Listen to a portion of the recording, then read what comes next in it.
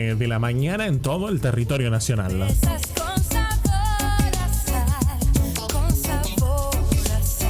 Bueno, estás en la mañana de FM10 en el 93.9 MHz de frecuencia modulada y a través de quienes repiten nuestra señal estamos en la pantalla de Canal 2 de Full Visión. Allí estamos en vivo también para que nos sigas y nos puedas acompañarte desde el canal local de la ciudad. Estamos también a través de Radio Streaming Paraná en la localidad de Paraná, en la provincia de Entre Ríos, también retransmitiendo nuestra señal,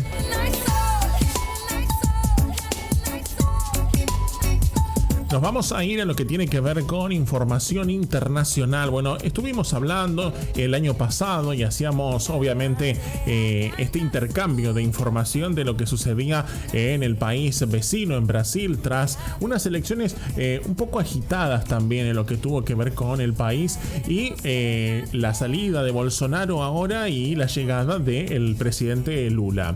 Vamos a tomar contacto allí con Carlos Eduardo Marenco, a quien le vamos a dar la bienvenida ya en esta mañana. Carlos, buen día. Noemí, Nicolás, los saludamos aquí en FM10. Feliz año ante todo.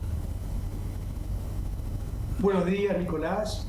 Buenos días, Noemí. Buen día. Les deseo un feliz 2023 a ustedes, a todo el equipo, y me imagino que con la gran alegría, de alguna manera, que nos sorprendió del triunfo de Argentina en el Mundial.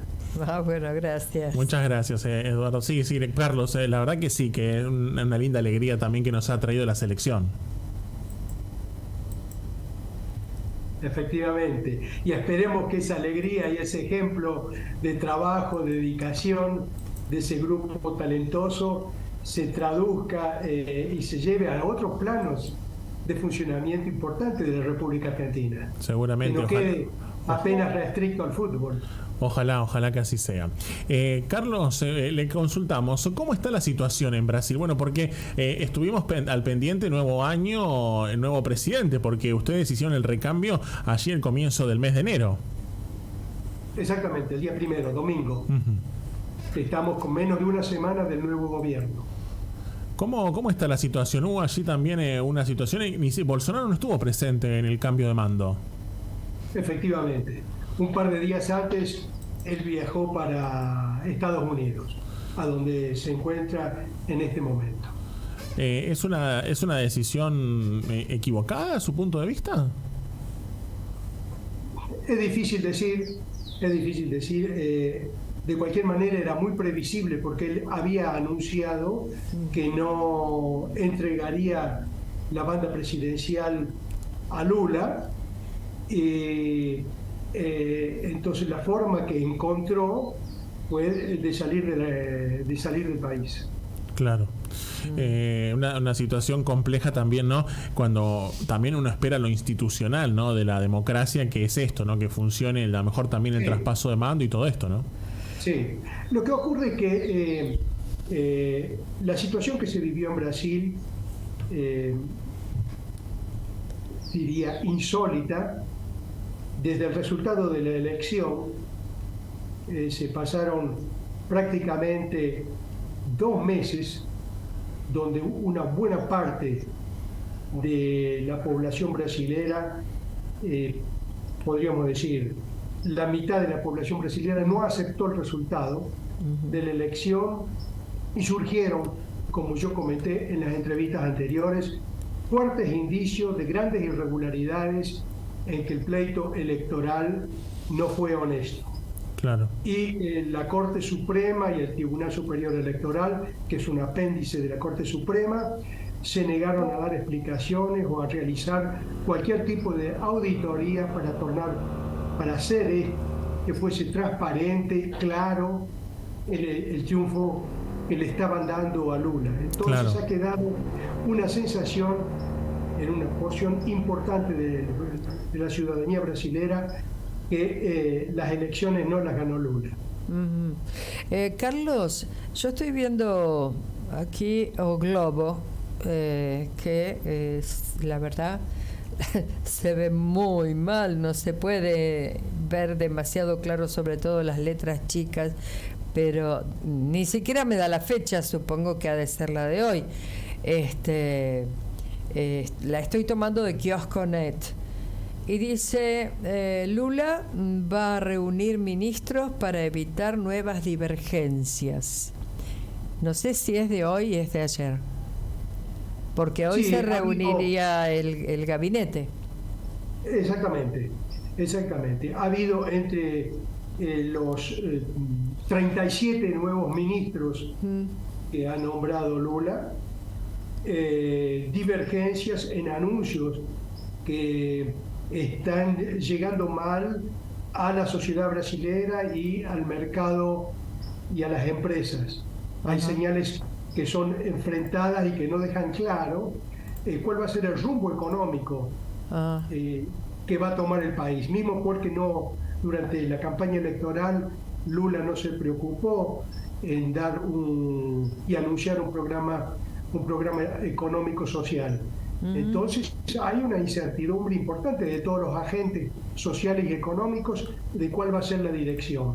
Claro. Y los 37 ministros, cada uno en su área, da sus declaraciones de cómo piensan que van a hacer las cosas, y evidentemente no están hablando todos con la misma lengua, mismo porque vienen de diferentes orígenes, de diferentes partidos políticos, y yo creo que bueno, la acción de Lula en ese sentido es lógica y esperable, pedirles a todos que paren con las manifestaciones públicas y que hay determinado tipo de temas que antes de ser anunciados tienen que ser tratados con él. Ajá, claro. Exacto. Bien, también veíamos que días atrás se había reunido gente que está con Bolsonaro, o sea, aquellos que están más cerca de Bolsonaro en cuanto a su pensamiento, y que habían estado haciendo manifestaciones frente a las bases de ejército. Bueno, eso fue una situación, efectivamente, Noemí, sí, de lo que yo dije, que una situación insólita que vivimos en Brasil.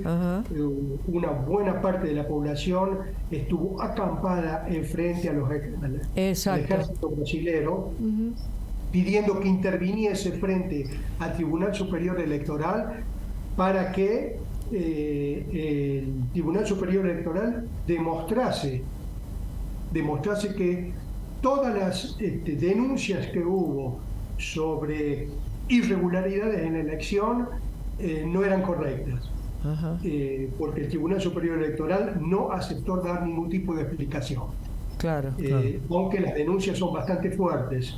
Y por la Constitución brasilera del año 1988, las Fuerzas Armadas tienen el papel constitucional de controlar el equilibrio entre los poderes, entre los tres poderes. Entonces, lo que esta parte importante de la población quería era tener seguridad, o que el Tribunal Superior Electoral, que depende del Poder Judicial, explicase y mostrase que lo que se estaba denunciando y que lo que se ha denunciado no correspondía. Y fueron prácticamente 2 meses, 60 días, que esa gente estuvo por todo Brasil, en todos los destacamentos militares, acampado en las puertas, pidiendo que por favor interviniesen para que el Tribunal Superior Electoral esclareciese las dudas las denuncias de irregularidades que ha habido. Claro. Carlos, con referencia a este nuevo gobierno y a lo que hacía recién referencia Noemí, que es al gabinete, ¿hay alguna sorpresa dentro del gabinete que no se esperaban, o que era más o menos lo que ya venía perfilando lo que iba a ser el gobierno de Lula, que por lo menos lo iban a acompañar? Te diría que ha habido sorpresas, aunque mayoritariamente el origen de los 37 ministros son que provienen del grupo, vamos a decir, del partido político de Lula y de los coligados que estuvieron como el Partido Comunista, el Partido Socialista brasilero y el propio Partido de los Trabajadores. Ahora, la sorpresa que yo he tenido es que Lula está en este momento con un comportamiento diferente del comportamiento que tuvo en el primer mandato, en el año 2003, donde él en el aspecto económico fue extremadamente pragmático y convidó a gente de gran prestigio y con experiencia en economía. Claro. Y no ha sido lo que ha hecho esta vez. Esta vez ha convocado como ministro de Economía, que es el que va a dar un poco la tónica de lo que va a pasar los próximos 4 años, a un miembro del Partido de los Trabajadores, que no es economista, que es abogado, y que él se ha rodeado también de grupos de profesionales que no tienen gran experiencia en el mercado, que tienen experiencia, vamos a decir, que su conocimiento es un conocimiento teórico, profesores universitarios, pero que no tienen experiencia práctica de mercado y de conducción y gestión de empresas públicas. Claro, bueno, creo que eso también es una de las cosas que debe preocupar a ustedes los brasileños, porque la realidad es que la economía había sido un poco encaminada por Bolsonaro en lo que tiene que ver con los números y las finanzas, ¿no? Totalmente, Nicolás, totalmente ha tocado en un punto donde la economía brasilera, al final de los 4 años del gobierno de Bolsonaro, presenta números realmente sorprendentemente buenos. El Producto Bruto Interno brasilero, a pesar de la pandemia que afectó durante 2 años, como en Argentina, aquí ha presentado un crecimiento de 5%. Claro. Es decir, que la caída de la actividad económica durante el COVID no impidió que al cabo de los 4 años Brasil creciese 5%, con lo que se ha ubicado al final del año 2022 como la 9ª mayor economía del mundo. El dólar durante todo el periodo de Bolsonaro tuvo una valorización de 36%. Es decir, cuando entró Bolsonaro estaba a 3.9 reales cada dólar, hoy está a 5.3 reales el dólar. O sea que ha habido una pequeña variación, pero en números, vamos a decir, civilizados. Claro, la inflación también durante los 4 años, y a pesar del COVID, ha sido de 26% en 4 años. Nada, acá tenemos el 100 pública, anual. La deuda pública, Brasil no tiene deuda externa. Claro. Tiene 0 de deuda externa, pero tiene deuda pública interna. Claro. Cuando llegó Bolsonaro, estaba a 77% del PIB, y el 31 de diciembre de 2022 disminuyó a 75% del PIB. Es decir, la deuda interna cayó durante el gobierno de Bolsonaro. Y muy importante, el desempleo, que eso mide mucho la paz social. Claro. Cuando subió Bolsonaro estaba con 12,6% el desempleo. Ha caído a 8,3%. Otro aspecto importantísimo de la gestión Bolsonaro, que profesionalizó la conducción de las empresas públicas estatales, presentaron a lo largo de los 4 años un superávit acumulado de $70.000 millones. Claro. Todas esas anteriormente, todas eran deficitarias. Ahora, así que el Tesoro Nacional tenía que entrar en las empresas estatales para que continuasen operando. Ahora, Carlos, a lo largo de los 4 años han presentado este resultado. Tiene un gran desafío, Lula. Te he dado estos números apenas para reforzar ese pensamiento que ha manifestado en el sentido positivo. Realmente los números de la economía brasilera son extraordinarios, y yo creo que eso va a ser el gran desafío que Lula va a tener, de poder mantener este camino de crecimiento y de prosperidad económica.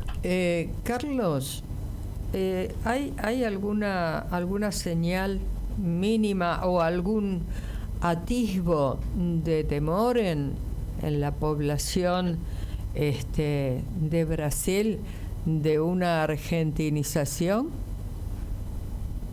Mira, Noemí, yo no puedo responderte por un sentimiento generalizado Personalmente yo tengo esa preocupación. Porque ahora viene para aquí y aquí va a recibir, perdón, pero aquí va a recibir no directiva, pero sugerencias, porque nosotros tenemos vaca muerta, la energía, Pero creo que entiendo tu pregunta. Sí. Yo creo que hay ejemplos peores. Tratar de influir, no, quiero decir, Argentina ese es uno. Creo que tratar de influir sobre un país tan importante como Brasil, a través de una, qué sé yo, amistad, digamos. Sí, claro. Bueno, que no creo que se la vaya a creer Lula. En este momento Lula es un exponente fundador del Foro de San Paulo. Claro. Y el gobierno argentino forma parte, la actual conducción del gobierno argentino forma parte del Foro de San Paulo, sí, como Maduro, claro, en Nicaragua. Ahora, yo, primero, un proceso que llegue a agudizarse al punto de transformar Brasil en un país como Venezuela. No, supongo que no. Yo creo que va a demorar bastante tiempo, que va a demorar bastante tiempo por la constitución grande que tiene Brasil, con una base empresarial privada muy, muy importante. Claro, claro, es muy difícil que pueda llegar en 4 años. Donde sí, Noemí, yo veo amenazas en ese sentido, es en algunos indicios que vimos en los últimos 2 meses con la intervención de la Corte Suprema, sí, censurando a ciudadanos brasileños y prohibiendo que se expresasen en sus redes particulares. Entonces, eso es un síntoma muy, muy peligroso. Claro. Inclusive con censura a medios de difusión importantes, radios importantes, pero bueno, bastante parecido, ¿no? Libertad de expresión para manifestarse durante el proceso electoral. Claro. Eso sí nos da miedo, porque la economía, lo que puede ocurrir es que no continúe en este camino de crecimiento y prosperidad y disminución de desempleo, que es lo que contribuye a una paz social. Pero en el ámbito de las libertades individuales, comenzamos a sentir en el periodo preelectoral, por acción de la Corte Suprema y su apéndice, el Tribunal Superior Electoral, y que, a lo que todo indica, está continuando en este inicio de periodo. Claro, claro. Porque que tengan buen respaldo económico. Aquí también lo había, pero cuando empezaron a abrir las canillas para ayudar a Juan, a Pedro, al que primero habían hundido, a empezar a usar los planes y demás, todos sabemos lo que está pasando. Efectivamente. Entonces, Noemí, personalmente te voy a responder, eso me preocupa. Claro. Eso me preocupa porque yo mencioné y respondí a la pregunta de Nicolás con algunos datos. Sí. Yo veo algunas amenazas en el futuro de que Lula va a tener que demostrar que consigue evitar que estas amenazas se tornen realidad. La primera es la inflación. Claro. La amenaza es la inflación. Porque la inflación, cuando yo digo que Brasil termina el año 2022 con 5.5% de inflación en el año y con una inflación acumulada en el periodo de 26%, estoy hablando de índices muy bajos. Inclusive en 2022 la inflación brasilera es menor que la de toda la Comunidad Económica Europea, que está cerrando al 10%, inclusive de la inflación en Estados Unidos, que este año está cerrando arriba de 7%. Claro. Entonces, si Lula no toma cuidado, la inflación aquí en Brasil va a derrapar y rápidamente. Claro. Difícilmente en 2023 vamos a tener, a pesar de no tener la pandemia, consiga índices de inflación equivalente al que Bolsonaro dejó en el año 2022. Claro. El segundo, sí. que nosotros no hablamos, pero que para mí es muy, muy importante, que hace a la paz social, que es la violencia, el índice de homicidios. Claro. Y en el periodo anterior a Bolsonaro, el índice de homicidios de Brasil llegaba a 60.000 muertes por año. Esto equivale a más de un Vietnam por año. Claro. De muertes por homicidios. Y sale Bolsonaro dejando una reducción, un índice de 41.000 homicidios anuales. No es bajo, pero significan 14.000 homicidios a menos por año. ¿Y sí? Es una cifra enorme la reducción que se consiguió. El desempleo es consecuencia de una economía en crecimiento, de confianza de los inversores que invierten y crean fuentes de trabajo. Claro. En la medida en que los primeros anuncios de Lula en estos 3 días son que se para todo el proceso de privatización de empresas, eso es un desaliento a los inversores, sí, claro, que querían traer dinero para Brasil para implantar nuevas fábricas o comprar las empresas ya existentes. Entonces, ese desaliento se va a traducir en una desconfianza de los inversores y lamentablemente la consecuencia la paga el trabajador. Claro. O el ciudadano que quiere ser trabajador y todavía no lo es porque no va a tener oportunidades. Entonces, esa tasa de desempleo de 8.3 que se consigue sobre el final del año 2022 es una cosa que los indicadores económicos, los agentes económicos van a necesitar, porque es un termómetro que va a indicar cómo el funcionamiento y el organismo brasilero está funcionando. Claro. Sí. Carlos, no, me quedo sin tiempo lamentablemente porque tengo que entregar, pero agradezco muchísimo. Es muy importante poder analizar lo que sucede en Brasil. Estamos recién iniciando este gobierno de Lula. Seguramente vamos a volver a tomar contacto con usted, que gentilmente nos acerca la información de lo que está sucediendo, porque más allá de contarnos, también lo vive allí en Brasil. Así que muy agradecido por este contacto que ha tenido con nosotros y vamos a convocarlo seguramente en estos próximos días para volver a actualizar un poquito más y meternos más en profundidad de lo que estamos charlando del país vecino. Sí, porque a mí me han quedado pero estamos montones de cosas, pero tenemos que entregar en el canal. Entregar. Así que, Carlos, le agradezco este tiempo que nos ha dado.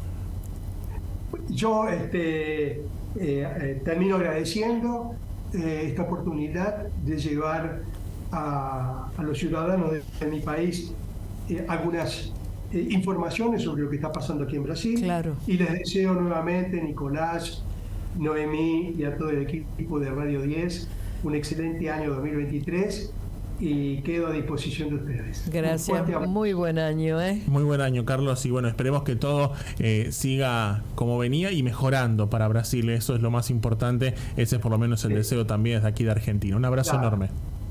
Muchísimas gracias, unos buenos días para ustedes. Gracias, hasta luego. Allí pasa charlando con nosotros Carlos Eduardo Marenco, nos trae la información de Brasil. Es muy interesante analizar lo que está sucediendo en Brasil, porque obviamente, como sabés, todo repercute también en la economía argentina y en lo que sucede en la Argentina también, y lo que también pasa en Argentina también repercute en Brasil, y por eso nosotros no queremos dejar de contarte lo que sucede allí. Gentilmente, allí analizamos un poco los ítems y lo que estaba pasando. Un desafío muy grande por delante para Lula de mantener un montón de índices que fueron mejorando en el gobierno de Bolsonaro, y bueno, ojalá pueda mantenerse y o mejorarse también. Que no se caiga el empleo. Claro. Que cuando se cae el empleo vienen los cuervos que nosotros conocemos porque los vemos, y la gente, para no ganar a lo mejor menos o porque se quedó sin trabajo, se desvía en el camino y se convierte en soldadito o algo por el estilo. Sí, terrible. 12 del mediodía en punto en todo el territorio